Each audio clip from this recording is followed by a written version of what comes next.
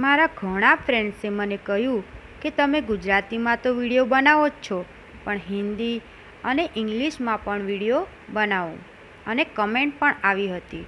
તો એ બધાને ધ્યાનમાં રાખીને આજે મેં ગુજરાતી, હિન્દી અને ઇંગ્લિશ એમ ત્રણેય ભાષામાં વિડીયો બનાવ્યો છે. તો હું આશા રાખું છું કે આવો જ સાથ સહકાર આગળ પણ તમે મને આપશો. તો ચાલો આપણે વિડીયો શરૂ કરીએ. આજે હું તમને 30, 31 અને 32 સાઇઝની બોટનેક કુર્તીનું કે ડ્રેસનું માપ કેવી રીતે લેવું તે બતાવવા જઈ રહી છું. આ સાઇઝના ડ્રેસના ટોપમાં ગળું, શોલ્ડર, બાયગાળાનો આગળનો ભાગ અને પાછળનો ભાગ અને બાયગાળો કેટલો લેવો તે જાણવા માટે તમે આ વિડીયોને એન્ડ સુધી જરૂરથી જોજો. અને અગર તમે અમારી મિત્તલ બુટીક ચેનલમાં પહેલીવાર આવો છો તો અમારી આ ચેનલને સબસ્ક્રાઈબ કરો અને અમને સપોર્ટ કરો. તો ચાલો આપણે વિડીયો શરૂ કરીએ. સૌથી પહેલાં શોલ્ડરનું માપ લેવું. આ સાઇઝમાં શોલ્ડર 6.5 એટલે કે 6.75 લેવો. ત્યાર પછી બાયગાળાનું માપ લેવું. શોલ્ડરનું માપ લીધા પછી બાયગાળાનું માપ લેવું. આ સાઇઝમાં બાયગાળો 7 ઇંચ લેવો.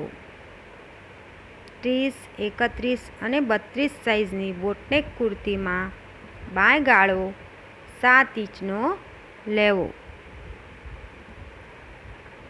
ત્યાર પછી શોલ્ડરનું માપ લીધા પછી જ બાયગાળાનું માપ લેવામાં આવે છે, અને બાયગાળાનું માપ લીધા પછી જ શોલ્ડરમાં ત્રાંસ આપવામાં આવે છે. આ વાતનું ખાસ ધ્યાન રાખવું.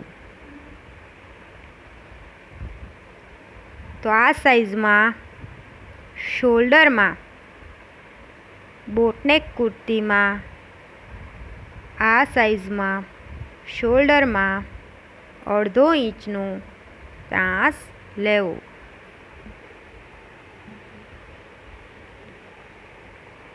આને અમે બાયગાળાનો આગળનો ભાગ કહીએ છીએ, અને આને બાયગાળાનો પાછળનો ભાગ.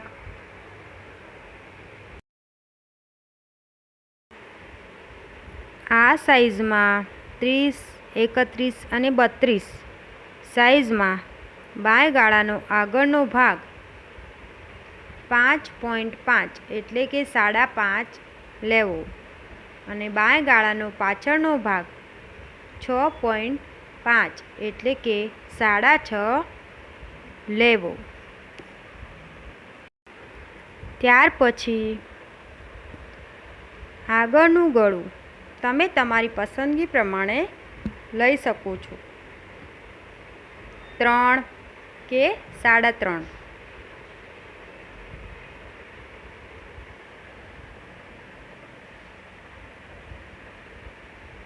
ત્યાર પછી શોલ્ડર સાઈડનું ગળું પણ તમે તમારી પસંદગી પ્રમાણે લઈ શકો છો.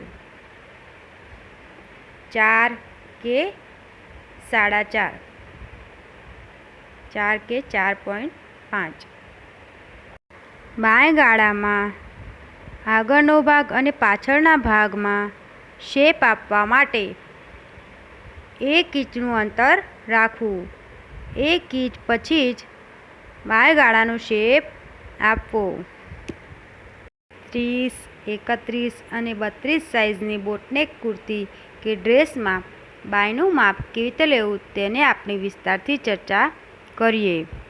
તો સૌથી પહેલાં બાયમાં લંબાઈ વત્તા 1 ઇંચ પટ્ટી વાળવા માટે લેવું. ત્યાર પછી લંબાઈથી 3 ઇંચે નિશાન કરવું, અને પછી ત્યાંથી 6:15 પછી જ બાયનો શેપ આપવો.